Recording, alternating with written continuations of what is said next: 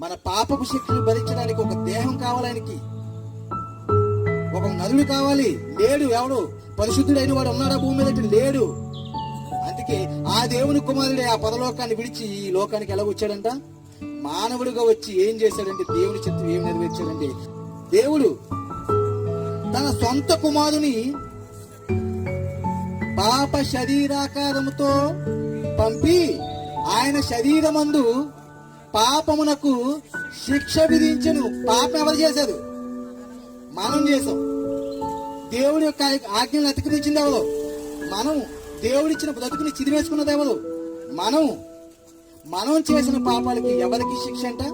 దేవుడు తన కుమారుని పాప శరీరాకారముతో పంపాడు. తన ప్రియకుమారుడు ఈ లోకానికి వచ్చి తన దేహం మీద మన యొక్క శిక్షను భరించాడంట. అందుకే యోహాను గారు లోక పాపములను మోసుకున్న దేవుని